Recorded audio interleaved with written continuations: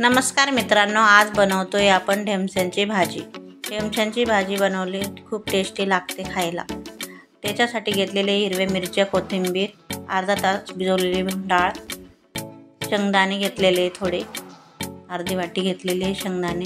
मग आता हे ढेमस कापून घेतोय आपण बारीक। हे बारीक कापून घ्यायचे, चांगले बारीक कापून चौकोनी कापायच्या। का बरेच लोक ही भाजी करत नाही, पण ती चांगली असते। ही ढेमस्यांची भाजी खूप छान असते।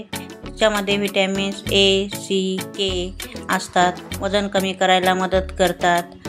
पचनक्रियेसाठी पण चांगली असते। हे ढेमसे इतके चांगले असतात, त्याचं ज्यूस पण बनवतात। ज्यूस बनवून प्यायचं, ते पण चांगले असतं, पौष्टिक।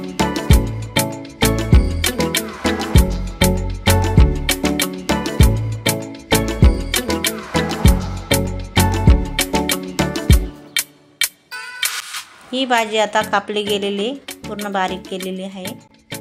आता हे अर्धी वाटी शेंगदाणे घेतलेले, ते मिक्सरमध्ये टाकले। 4 मिरच्या घेतलेल्या, 4-5 मिरच्या घ्यायच्या। मिरच्या घेऊन कोथिंबीर घेतलेली, कोथिंबीर पण बारीक कापून घ्यायची, मिक्सरमध्ये टाकायची।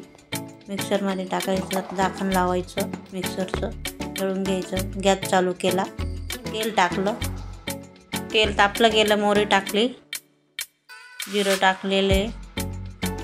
मिक्सरचं जे मिश्रण केलेलं होतं आपण, दळलेलं होतं, ते टाकतोय आपण। चांगलं मिक्स करून घ्यायचं, परतू द्यायचं, चांगलं भाजीला चांगलं टेस्ट उतरते। आता हे परतून गेलं, आता 2 चमचे मसाला टाकला आपण, हळद टाकली, हळद पण परतून घ्यायचं, मसाला परतून घ्यायचं व्यवस्थित। आता हे 1 चमचा मीठ टाकलं, परत 1 चमचा टाकायचं, 2 चमचे मीठ होतं आपलं।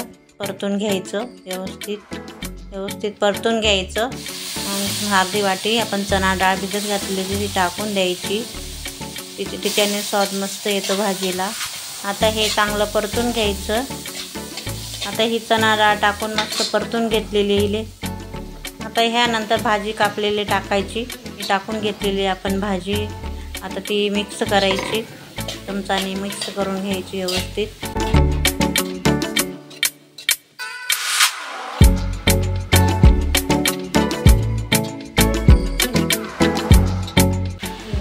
आता हे 2 ग्लास पाणी टाकून घ्यायचं, 2 ग्लास पाणी टाकलं, चाळून घ्यायची भाजी व्यवस्थित चाळून घेतलेली आपण। बघा कलर छान आला आहे भाजीचा। 5 मिनटं झाकण ठेवायचं। 5 मिनटं झालेले, आता झाकण आपण काढू शकतो। झाकण काढलंय, कलर आलाय बघा, छान लालबुन कलर आला, तरी पण आलेले भाजीला छान शिजली आहे भाजी व्यवस्थित। लाईक करा, शेअर करा, सबस्क्राईब करा। थँक्यू।